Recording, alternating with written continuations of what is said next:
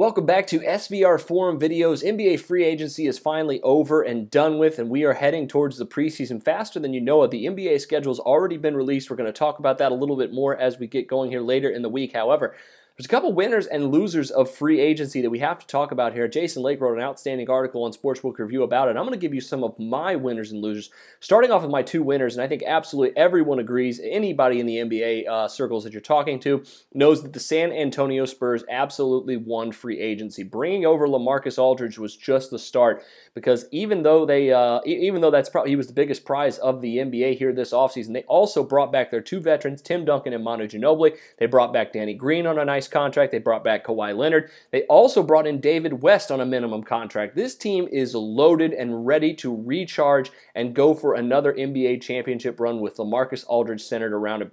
Aldridge is going to take a ton of pressure off Ginobili, Duncan, and Tony Parker. This guy is going to be their leading scorer. It would not surprise me at all to see him in the MVP conversation, and if he does, that just means that even more the San Antonio Spurs won free agency. Now, another team that looked like they were going to lose free agency and turn around and won it was the Los Angeles Clippers, who was able to retain DeAndre Jordan after, of course, Emoji Gate happened later in free agency, but they also brought in some really nice talent on their bench to round that out. They brought in Lance Stevenson, of course, via trade.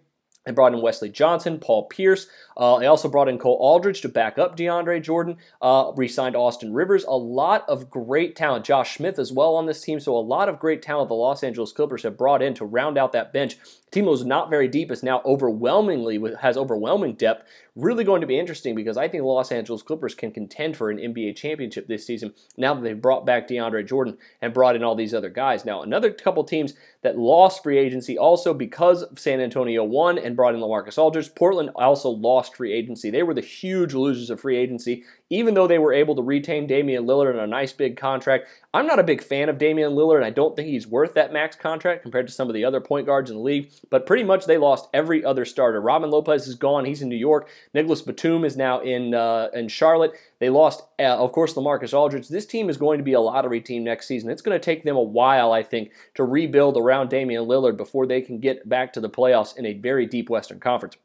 Finally, a team that really looked like they were poised to bring in some big-name free agents and really flopped on every single one of them is the Los Angeles Lakers. Now, even though they got D'Angelo Russell in the draft, which is absolutely a big piece for them going forward in the point guard position, Roy Hibbert, guys like that, really not the big-name free agents you were looking for in Los Angeles to bring in here. I think Los Angeles fans have to be a little bit disappointed, even though they brought Lou Williams in, which I think is a nice piece for them as well. Roy Hibbert will at least be a serviceable center for them until they can find another young big man to build around as well, with D'Angelo Russell and Kobe Bryant leaving. But the Los Angeles Lakers probably did not improve as much as they would have hoped this offseason. I think that guys like Brandon Bass, Lou Williams, not the type of free agents Los Angeles was really looking for. So the Lakers definitely losers in free agency in my book. But that'll do it for me this time. Make sure you check out some of our other NBA schedule release articles and videos coming out later in the week. But until then, for SBR Forum Videos, I'm Jordan Sharp.